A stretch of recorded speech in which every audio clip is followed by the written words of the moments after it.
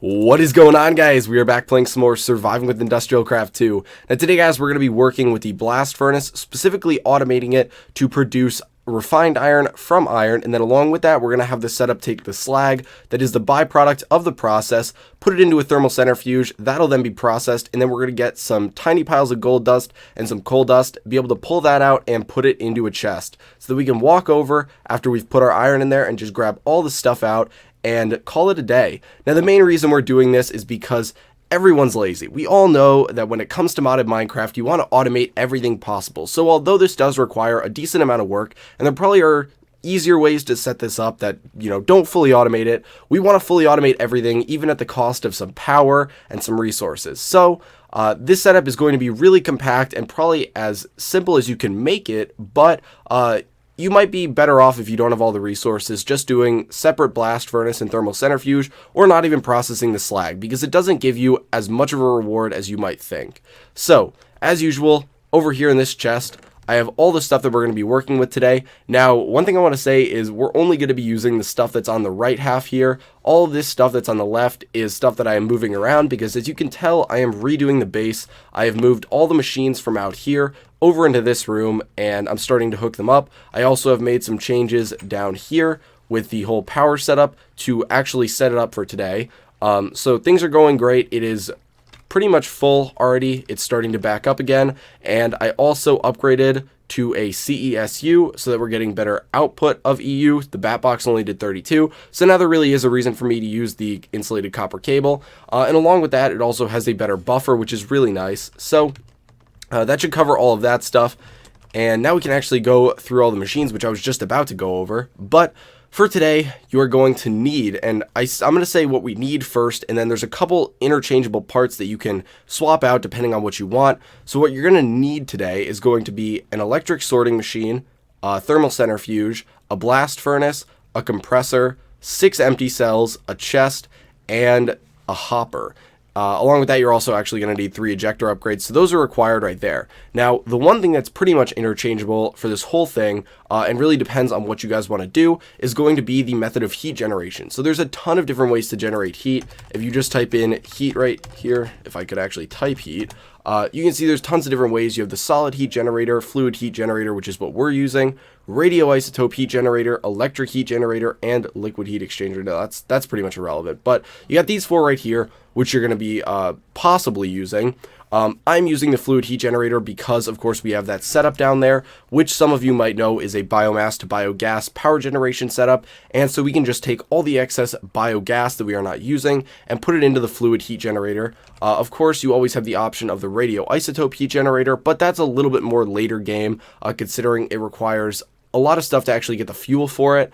Along with that, the electric heat generator is a horrible option, considering it burns through energy so fast to generate the heat. So although this system already costs a lot, if you add the electric heat generator in there, it's just going to cost a ton more. I would really advise against using this for heat generation, but if you have to, I guess you can. But I would say the fluid heat generator is probably your best option.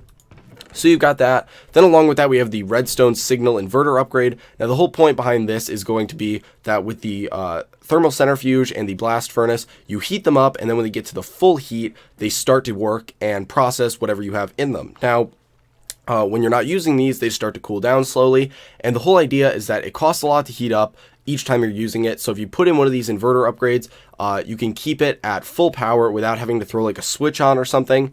And it'll stay heated, and the main idea is that because it stays heated, it costs less to maintain the heat than it does to heat it up, so it's not as expensive to keep it heated.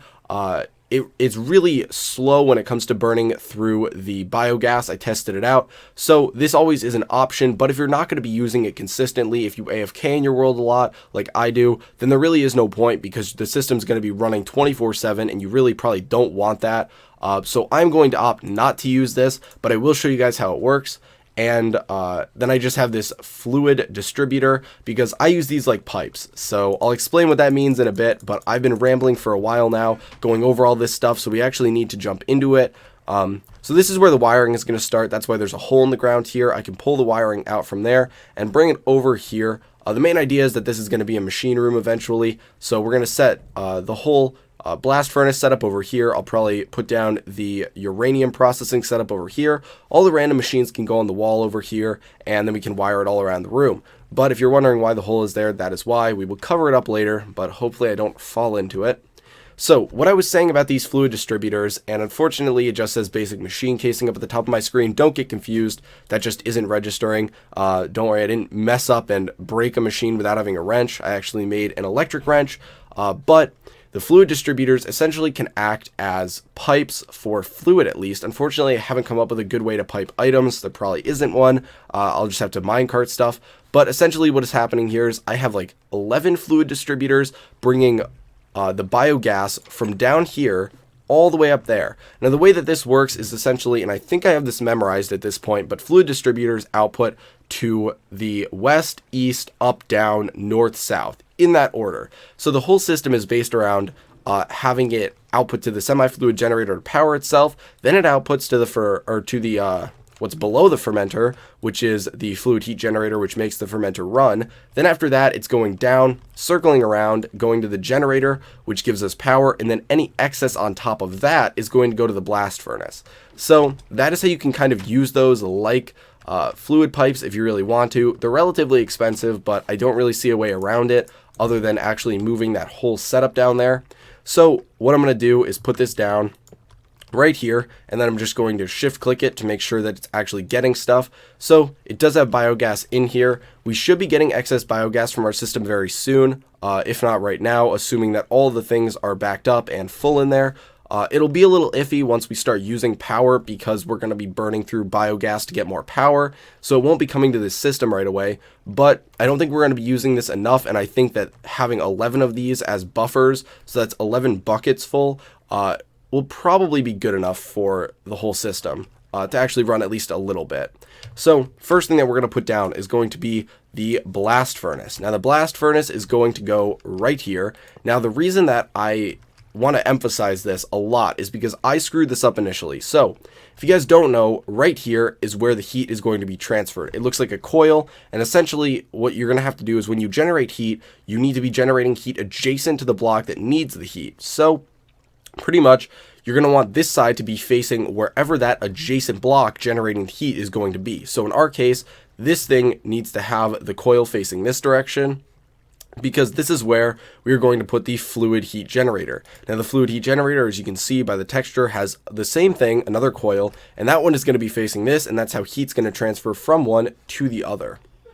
So what we can do is throw it down, and just to make sure that it's actually facing the right way, we can break this wall over here, and we can shift. Oh, okay, so maybe it was facing the right way. It'll be interesting to, let me try putting this down again. Okay, so it's facing that way right now. Okay, so now it was facing the right way before. That is unfortunate because it looks like we probably lost out on a ton of biogas because I just broke that, which is pretty bad, but it is fine. I was going to say no harm, no foul, but that kind of was harm. But it will start filling up very slowly with biogas, and it's not going to start burning through it. You can see it's not emitting any because this thing isn't trying to run. Now, what I was talking about before is right here, this heat is at 0%. This here is red right next to it. Essentially, this is going to go from 0 to 100 real fast. That was a horrible joke. But it's going to go from 0 to 100 not really fast. It's relatively slow. But when it gets to 100, this is going to turn green. Now, if I were to throw the redstone inverter upgrade in here, it would stay at 100%, and this thing would keep running to maintain that 100%. It's going to be the same thing with the thermal centrifuge too, but we can get to that in a little bit. So what we're going to need to do now is throw down the electronic sorting machine, which is going to go right up here. Now keep in mind, this is going to change based on how you orient this. So one thing that is great that IC2 does is this texture right here is like texture for dummies. In immersive engineering, it was pretty much each side is color-coded, and then you open it up and you see the color-coded sides. Well, this one is even easier than that. It literally tells you on it, this is south, this is east, this is north. Obviously, we can just look at the map, but it says on it, so it's super easy to know where things need to be set.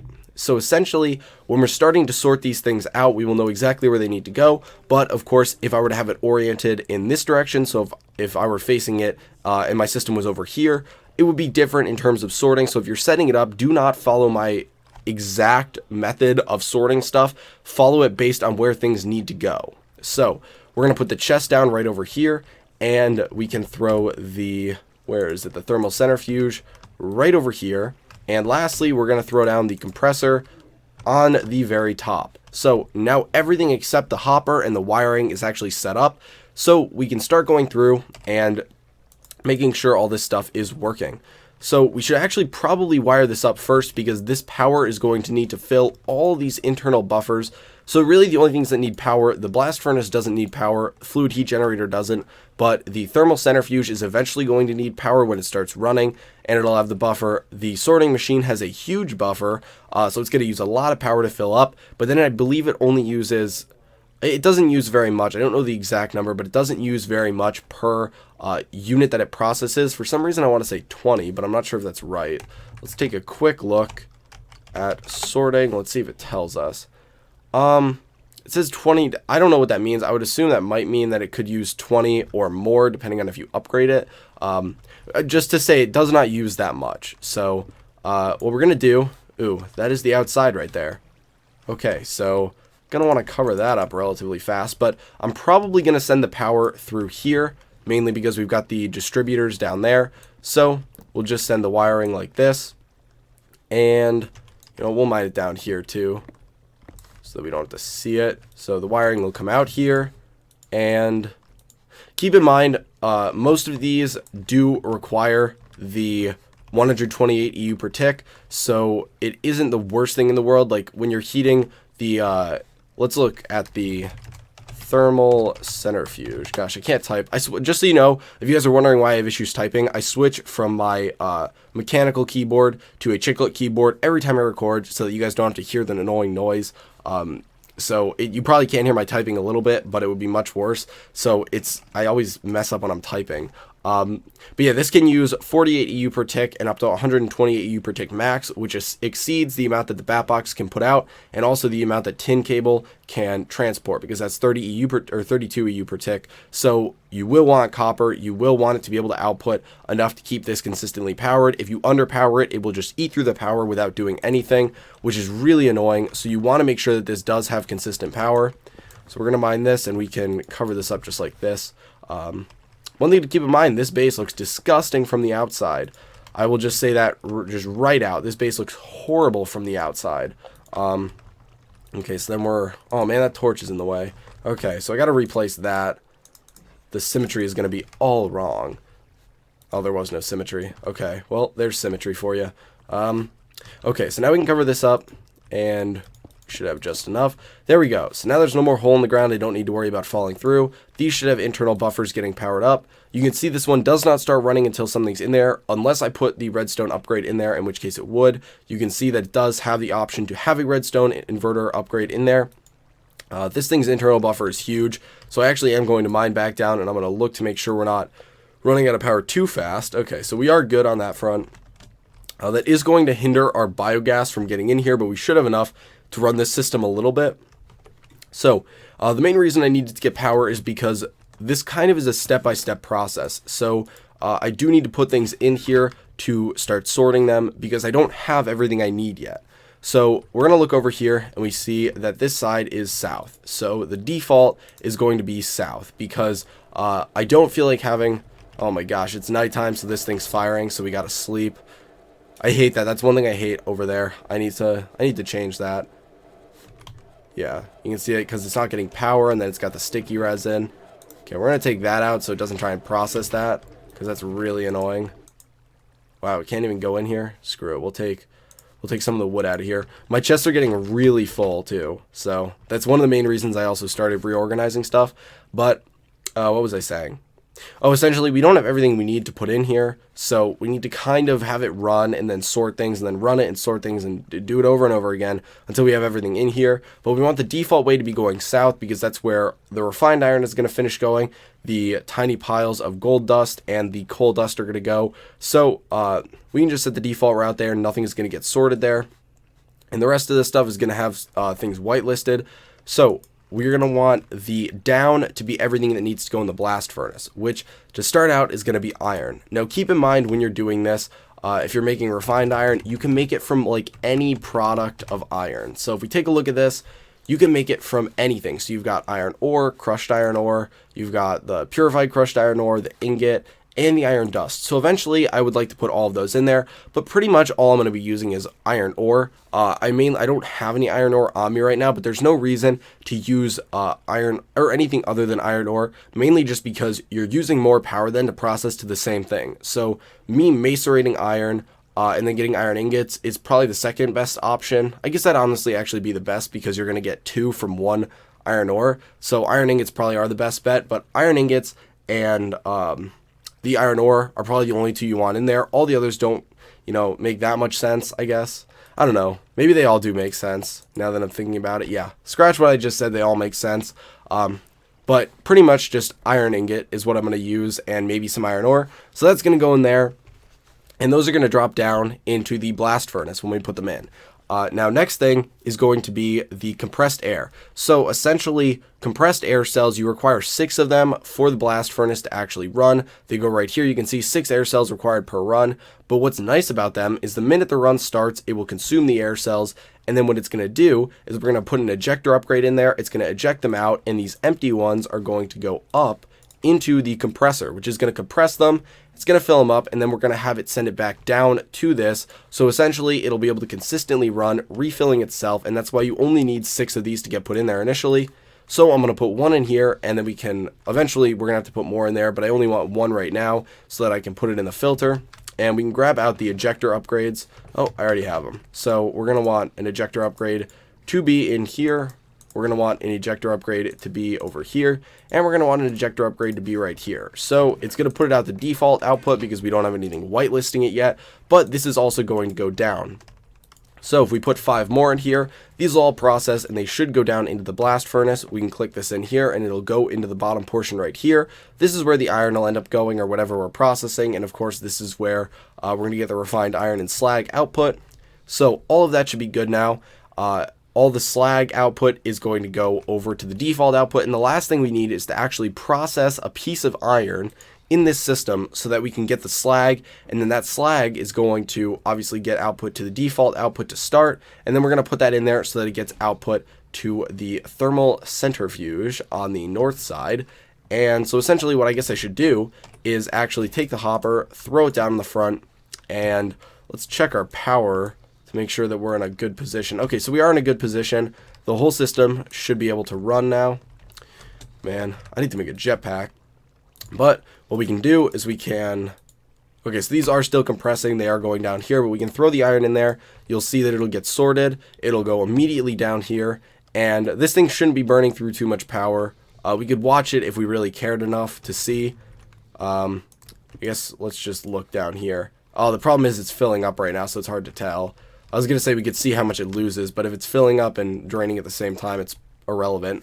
So you can see this thing starts to heat up, not super fast, but relatively okay speed, and it's going to be burning through this biogas. So if you keep in mind right now the rate at which it's burning through this biogas, because later you're going to be able to see that the speed does slow down a decent amount when you're maintaining a high temperature, which is when the process starts. So right now the process is still at 0. This essentially all we're doing right now is heating this up. So we're using all of this just to heat it up. So if you're wondering why people might use the redstone upgrade, if you're using it a lot, there would be no reason to heat it up anymore and let it cool and heat it up and cool, because it burns through a lot of what you're generating heat with, whether it's, the radioisotope heat generator, fluid heat generator, or any of that. So you'd avoid this whole process. And it would probably burn about 10 every couple seconds, 10 millibuckets, which is really, in the grand scheme of things, not that much. But because I don't plan on using this that much until we get to advanced machine casings, there's no point. So you can see now it consumes the iron. It starts the progress. This has turned green. And we can watch this over here and see that it has slowed down. So this is the speed at which it would burn through the fluid if you were maintaining it at a certain heat. So you can see very slow. It hasn't even burned through 1 yet, or 10 millibuckets. So just keep an eye on this. And I'm actually interested to see. I didn't realize it was this slow when it came to dropping it. But yep, there. Okay, so it went down 10 millibuckets. Why do I keep saying 1? It's 10 millibuckets. That's the rate at which it drains, though. So I guess I'm saying 1 because it drains 10 millibuckets. Every time it drains, it takes 10 millibuckets. So it drained 1 set of that in that amount of time. It is a very slow process. So typically you'd probably want to process a bunch of iron all at once. So you can just throw it in there and let it run. Now in my case, we're only going to process one right now because I want to do it on video. I want to get this fully set up so you guys can see the whole process. But eventually I'd probably just take like a stack of iron, throw it in there, let it process. And then eventually you're going to be using a lot of these refined iron plates. If you guys were curious what you'd use this for, the refined iron plates are going to be used a lot later on when you're making the advanced machine casings. So if we want to look at the uses for this, you can see advanced machine casing, rotor blades, turbine blades, lathing tool, which is, that's the lathing with the turning table, always fun. And then of course there are going to be other uses from things that you create from that. The main thing though is the advanced machine casing, which has so many uses later on when you're making higher tier machines. So that is the main reason for this. I know it's probably a little bit early that I'm doing this, but that is the main purpose of this whole setup. So as you can see, it does take a while, but it's not burning through too much of this. Okay guys, so I actually did end up cutting. Main reason was because I noticed some weird FPS drops, but also because I was waiting for that whole system to finish. So we now have the refined iron and the slag output in here. So all we got to do is take the slag and we got to come over here so we can actually access this, and we got to send the slag north. Because obviously if we look at the map, we can see that this direction is north. Unfortunately, we couldn't see it right over here, but we also know, north, south, east, and west. So it wasn't too difficult to tell. Don't worry, guys. I'm a little bit smarter than that. But what we can do now is throw the slag in here to see this whole process. So this is going to start heating up. You can see that there was a little bit of a dip over here in the energy because obviously it does use energy. Like I said, it is not the same thing as the blast furnace, which uses heat, even though it's a little bit weird. It might be confusing for people because this says heat right here, but it doesn't use heat units. So it's a little bit weird in that sense, but it knows the process only needs to go up to 1500. So again, it is heating up. And what I can do right now is I can come over here and I can grab out the redstone inverter upgrade, and we can test it out on this. So when this whole process is running, I will throw in the redstone inverter upgrade, and we can see that once it finishes, it will sit. Actually, I can show you guys right now down here. This thing is starting to cool off.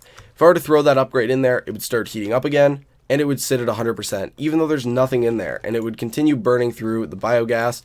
But unfortunately, that is not what we want, so it will forever sit in this chest over here. Probably not forever, but it'll sit in the chest over there for a good amount of time.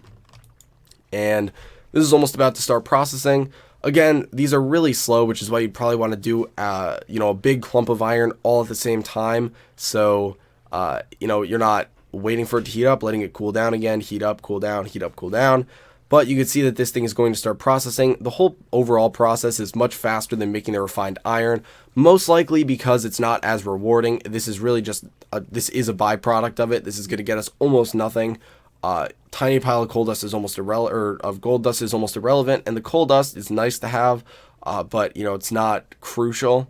So this is going to finish, and then everything will go to the default output. Now it's going to start cooling down, and over here we can see that the whole process ends with one piece of iron being turned into one refined iron, one tiny pile of gold dust, and 5 coal dust. So that's the whole setup, guys. I hope you enjoyed the video. If you did, feel free to give it a like. Also, feel free to give it a like if you found it informative in any way, or, like entertaining. I don't know if my rambling's ever entertaining, but whatever.